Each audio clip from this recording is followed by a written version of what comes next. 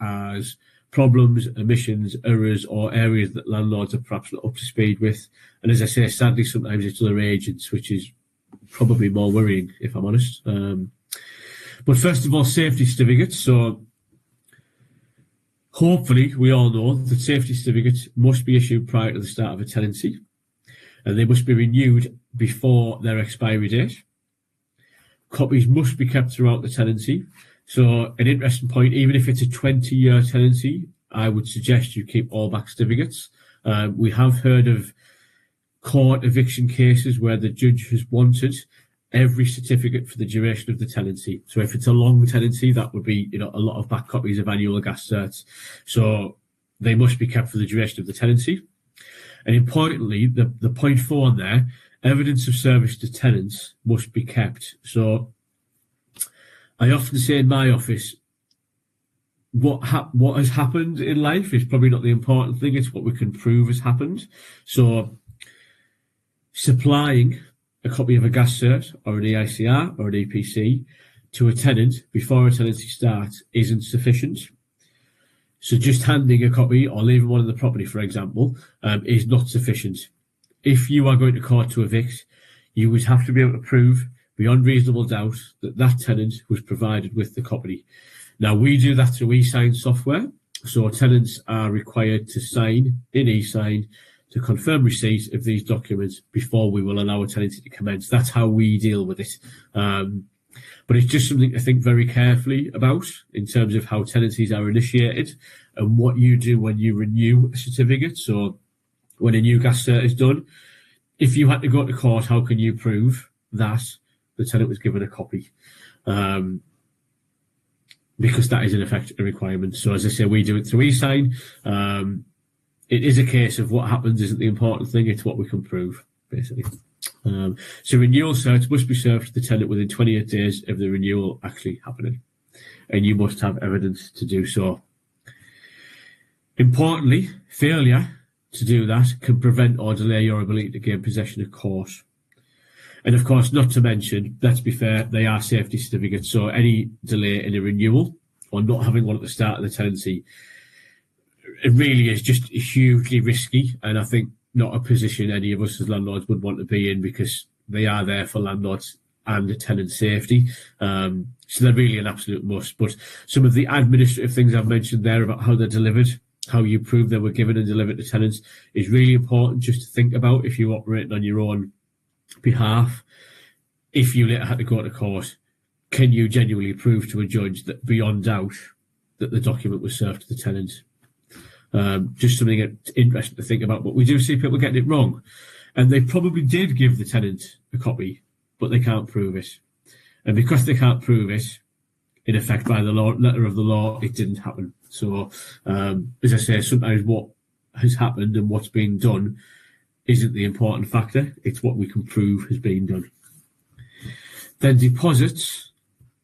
This, sadly, again, is not only an area we see being misadministered, but is actually really difficult to correct. So there are many areas and errors that, if we're instructed later as an agent, we can tidy up.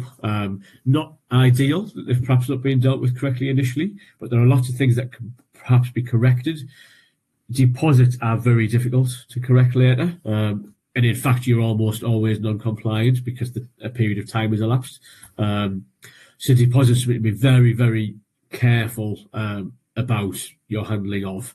So there are 3 approved schemes. There are My Deposits, DPS, which is the Deposit Protection Service, or TDS, the Tenancy Deposit Scheme. As an agent, we use DPS, so I'm more familiar with their requirements, and this is where some of my notes are a little high level, because each scheme has slightly different requirements. They're all very similar, but there will be unique quirks. And some of the products are insurance-based. That's not the product that we use as an agent, but some of the sort of bond products are insurance-based. Usually, most schemes require that the bond must be registered within 30 days of receipt of the funds. And this is an important point. It's 30 days of receipt of funds, not 30 days from the start of the tenancy. This is something we've seen student landlords fall foul of. So students may secure their accommodation months before they physically arrive, pay their bond months before they arrive to secure their property, but then the tenancy doesn't start until September. And immediately by that point, we've engaged with landlords who have already become non-compliant because they'd had the money 3 to 4 or 5 months before. So it's registration within 30 days of receipt of funds, not in effect the start of the tenancy. And we must serve all paperwork that's relevant. Now, the scheme is what will drive what this relevant paperwork is. So DPS has a suite of documents that we have to serve. The other schemes have their own, all slightly different, but very similar, I suspect. So that paperwork must be served to the tenant. And again, I would recommend having a mechanism to confirm the tenant has received that. So again, we do it through e-sign. So before we release keys, one of the documents the tenant must sign, an electronic signature, is confirming to us that they've had these documents from us, and that's what keeps us safe and legally compliant. So the penalty for not administering this properly is 3 times the deposit amount. So if a tenant is well informed, goes to CAB, goes to a solicitor, or just does a bit of Googling, frankly, because there's lots of entities out there who will inform tenants. If the deposit wasn't protected in a fully compliant manner, the tenant can claim up to 3 times the value of the deposit back from you as landlord.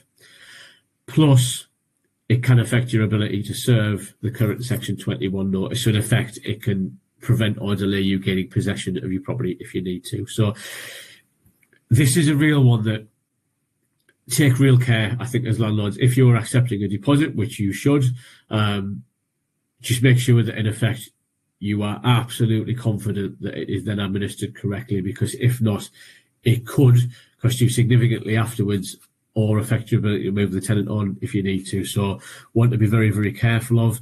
And then the last point, just be mindful that legislation states any bond that is taken must not be more than 5 weeks worth of rent. And we've seen landlords who've not calculated that properly. So they've actually taken too much deposit and they've breached that legislation. So the maximum bond that can be taken is 5 weeks of rent. So bonds, really be careful of, I think, whether, if you wanted to seek assistance from AMRP or another agent or something, but it is genuinely want to be very, very careful of. Very difficult to correct later and causes real problems in terms of potential claim back or inability to evict later. So want to be very, very careful of, and I think certainly know the terms and conditions of the scheme that you're using. Okay.